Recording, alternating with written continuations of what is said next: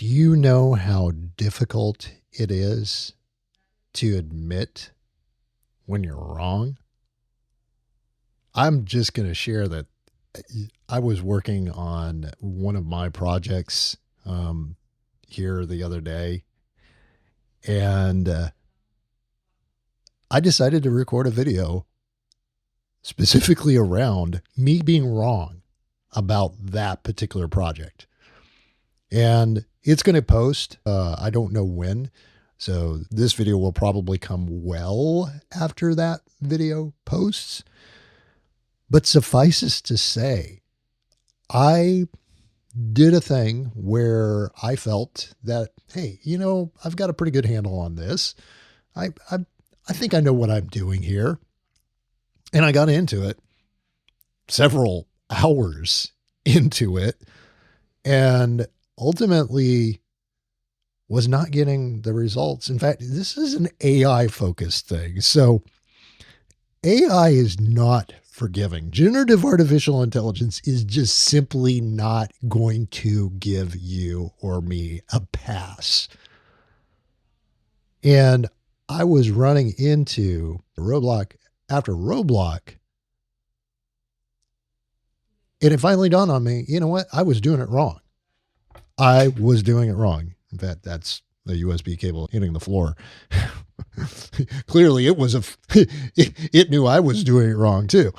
And ultimately, it prompted a moment of introspection that made me go, maybe I should go back to the source documentation. Maybe I should take a look at, the way that the folks who built this thing, all that thought and energy and focus into working detailed process flows, workflows, ways of interacting with the generative artificial intelligence on the backside of this thing. And, as a leader,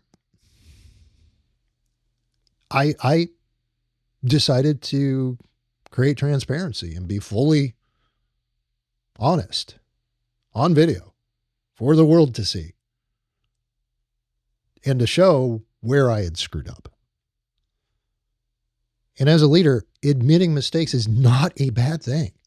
Admitting you're wrong is not a bad thing. In fact, it's probably a desirable trait that many leaders, we're just too stinking scared most of the time to say, hey, you know what? I was wrong. I walked in with a certain number of assumptions. I walked in with imperfect information. I walked in with fill in the blank. And when confronted with reality, we put ourselves in a box. Now, I want to say that so much of what you're benefiting from in these videos is, of course, hard lessons learned by me. This is my life that I'm sharing with you professionally as a leader. But in many ways, the language is actually anchored in this. And I know you can't see this. This is a flashcard. This is a flashcard that my company, where I work at Improving, we talk about these. These are the 13 trust behaviors as defined by Stephen M. R. Covey in the book, The Speed of Trust. Number 1, talk straight. Number 2, demonstrate respect. 3, create transparency. 4, right wrongs. 5, show loyalty. 6, deliver results. 7, get better. 8, confront reality. 9, clarify expectations. 10, practice accountability. 11, listen first. 12, keep commitments. And 13, extend trust. Not impossible, but really difficult to get right every time. And admitting that I didn't do the thing the right way, recording the video, showing the documentation that I didn't do it the right way. It is human, and it is proper leadership behavior. And I want to give you permission, like I gave myself, to say, you know what, I kind of screwed this thing up. And I probably will record some future videos focusing on solving a different problem, doing it the right way, the way that the creators of this thing intended it to be done. Instead of doing a you only live once, hey, I can, who knows? I don't even know I was just so excited to work with the tools that at the end of the day, I just wanted to get in and experience and learn and figure out what would work and what didn't work, rather than reading the instructions before I actually opened up the box to assemble the outcome.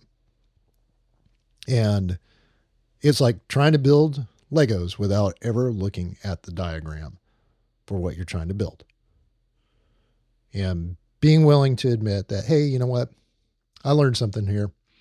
And here's what I learned. And oh, by the way, this is what I should have done from the start.